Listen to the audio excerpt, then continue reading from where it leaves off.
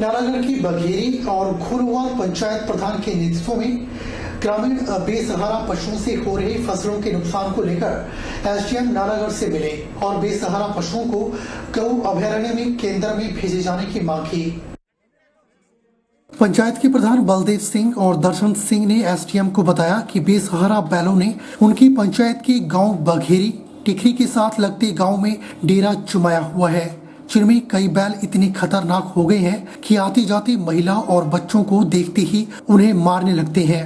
इन पशुओं ने किसानों की फसलों को नष्ट कर दिया है। लोग अपने सामने ही अपनी फसलों को नष्ट होता देख रहे हैं। झुंड में होने के कारण ये खेत से भगाने वालों पर ही आक्रमण कर देते हैं, जिससे लोग डर के मारे उन्हें खेतों से हटा भी नहीं सकते हैं। ग्रामीणों ने एसडीएम से इन बेसहारा पशुओं को गौ अभयारण्य केंद्रों में छोड़ने की अपील की है। एसडीएम नालागढ़ महेंद्र पाल गुर्जर ने मौके पर पशुपालन विभाग को निर्देश जारी किए और इन आवारा पशुओं को गौ अभयारण्य केंद्रों तक पहुंचाने के निर्देश जारी किए। सर, आज हमने एसडीएम सर को ज्ञापन दिया है। हमने गायों के बारे में, हमारी फसलों को बहुत नुकसान पहुंचा रही हैं गायां। हमारे ग्रामवासी सभी इकट्ठे होकर आए हैं हम एसडीएम सर के पास। देखते हैं अब क्या करते हैं एसडीएम सर जी। गाय और सांड दोनों ही है सर, सांड भी है, दोनों ही। हाँ जी, सांड भी ज्यादा है। एसडीएम साहब को हमने विज्ञापन दिया है।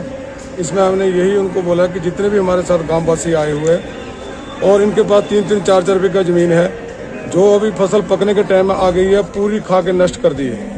इसलिए हम एसडीएम साहब से यही रिक्वेस्ट कर रहे हैं कि हमारी जो नज़दीक में गौशाले हैं, इनकी जो कैपेसिटी है इसमें 50 या 100 साल की है।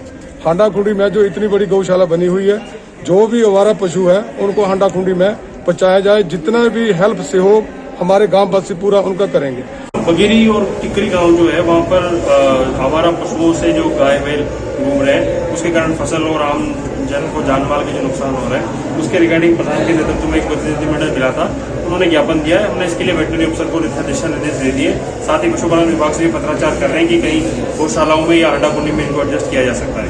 मतदाताओं को जागरूक करने के उद्देश्य से चुनाव आयोग के द्वारा राष्ट्रीय मतदाता जागरूकता प्रतियोगिता का आयोजन किया जा रहा है, जिसमें 25 जनवरी से 15 मार्च तक क्विज, वीडियो मेकिंग, गाना, पोस्टर डिजाइन और नारा लेखन की 5 प्रतियोगिताएं आयोजित की जा रही हैं। प्रतिभागी चुनाव आयोग की वेबसाइट के माध्यम से प्रतियोगिता में भाग ले सकते हैं। प्रतियोगिता में 20,000 से लेकर 2 लाख रुपए तक के इनाम और सर्टिफिकेट भी दिए जाएंगे। शिमला में पत्रकार वार्ता के दौरान राज्य मुख्य निर्वाचन अधिकारी सी पालरासू ने बताया कि अभियान का उद्देश्य मतदाताओं को जागरूक करना है, ताकि 1 जनवरी 2022 को 18 साल की आयु पूरी कर चुके लोग मतदाता सूची में अपना नाम दर्ज करवाने के लिए जागरूक हो सकें और अपने वोट का इस्तेमाल कर सकें। उन्होंने बताया कि अभी तक 35,000 लोगों ने क्विज प्रतियोगिता में भाग लिया है। प्रतिभागी 18 भाषाओं में भाग ले सकते हैं। जो इसके जो उद्देश्य है, जो सारे जो हमारा जो देशवासियों उनके साथ ये जो इलेक्शन प्रोसेस, ये मतदाता जो गतिविधियां, उनके ऊपर जागरूकता फैलाना और सारे जो लोगों को आगे आके जो इलेक्टोरल प्रोसेस में पार्टिसिपेट करने के एंकरेज करने के लिए एक अभियान हमने शुरू किया। इसमें 5 तरीका जो कंपटीशन होंगे, एक क्विज कंपटीशन, एक सिंगिंग कंपटीशन, एक वीडियो मेकिंग कंपटीशन और एक poster making competition and last में स्लोगन राइटिंग कंपटीशन। इस 5 कंपटीशन में जो एवेलुएट करके जो फर्स्ट, सेकंड, थर्ड प्राइसेस आएंगे, उनको बहुत अच्छा प्राइसेस रखे गए। मैक्सिमम प्राइस 2 लाख तक इस कंपटीशन में है। इसके सारे जो एक पोर्टल भी इलेक्शन कमीशन के जो स्वीप eca.gov.in कंटेस्ट करके एक पोर्टल भी हमने खोले गया, उसमें खोल के आपको सारे डिटेल्स मिल जाएगी। और इसके जो पार्टिसिपेशन करने भी बहुत सरल आसान तरीके हैं। ये मोबाइल नंबर पे आप नंबर देके इसमें रजिस्ट्रेशन हो जाएगा, ओटीपी मिला के। यूक्रेन और रूस में युद्ध की आशंका के बीच सोलन जिला की एक छात्रा यूक्रेन में फंसी हुई है।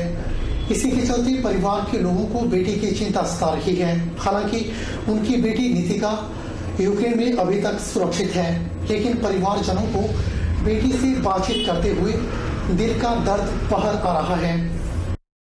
सोलन जिले के सुबाथू के मुकेश वालिया की बेटी यूक्रेन में MBBS की पढ़ाई वीएन क्रोजिन नेशनल मेडिकल यूनिवर्सिटी से कर रही है। चिकित्सक बनने का सपना लेकर गई नितिका इस प्रकार फंस जाएगी, इसका अंदाजा ना तो उसको स्वयं को था और न ही परिजनों को। लेकिन परिवारजनों को बेटी की लगातार चिंता सता रही है। नितिका के पिता मुकेश वालिया ने बताया कि बेटी से उनकी कई बार ऑनलाइन बात हुई है। उन्होंने बताया कि उनकी बेटी की MBBS की अंतिम वर्ष की परीक्षाएं चल रही हैं। बच्चे भी दुविधा में फंस गए हैं कि वे क्या करें। मेरी बेटी नितिका वालिया जो कि MBBS के लिए यूक्रेन में पढ़ती है, वह उसका ये फाइनल ईयर चल रहा है।